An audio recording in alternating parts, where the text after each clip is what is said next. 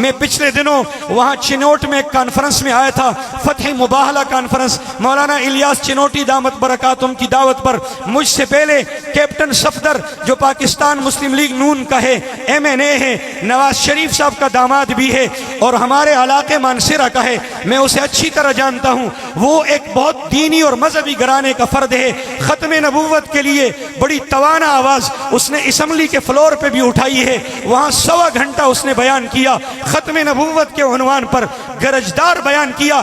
ایک جملہ کہا، میں مولانا نور محمد ہزاروی صاحب کو، ان علماء کو سنانا چاہتا ہوں، وہ جملہ شاید میں نہ کہہ سکوں، میرے لیے مشکل ہے، مولانا نور محمد صاحب نہیں کہہ سکیں گے۔ علماء سوچ سمجھ کر بولتے ہیں، وہ تول تول کے بولتے ہیں، لیکن ایک عام آدمی وہ وجد میں آ کر، عشق میں آ کر وہ بول پڑتا ہے۔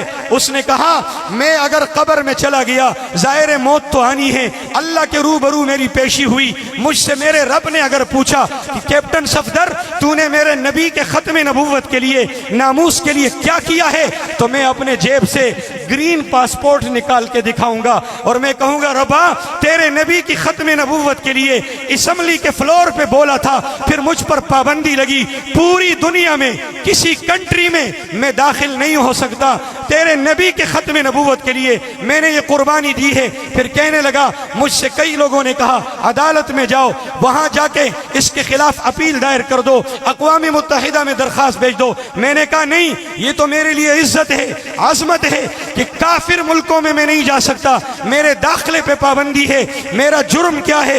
دہشت گرد نہیں ہوں۔ میرا جرم کیا ہے؟ کوئی ڈاکہ کوئی چوری نہیں کی۔ میرا جرم کیا ہے؟ میں نے ان کے حقوق نہیں پامال کیے، میں نے ختم نبوت کے غداروں کو للکارا ہے اور حضور کی ختم نبوت کی صدا بلند کی ہے۔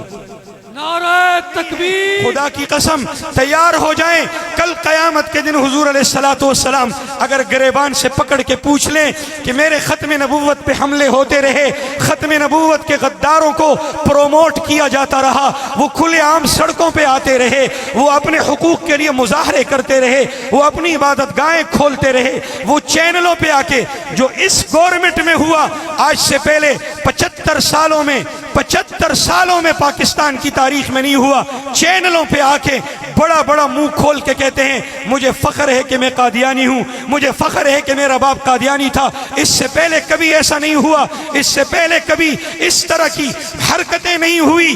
آپ نے ایسے ماحول میں مجھے اذیت ملتی رہی، مجھے ستایا جاتا رہا، آپ نے میری خاطر کیا کیا ہے؟ آپ نے میرے ختم نبوت کے لیے کیا کردار ادا کیا ہے؟ میں تو یہی گزارش کروں گا، ہاتھ جوڑ کے کہوں گا، اس سوال کا جواب اپنے ساتھ عملی طور پر لے کر یہاں دنیا سے ہم چلے جائیں تو ہماری سعادت ہوگی۔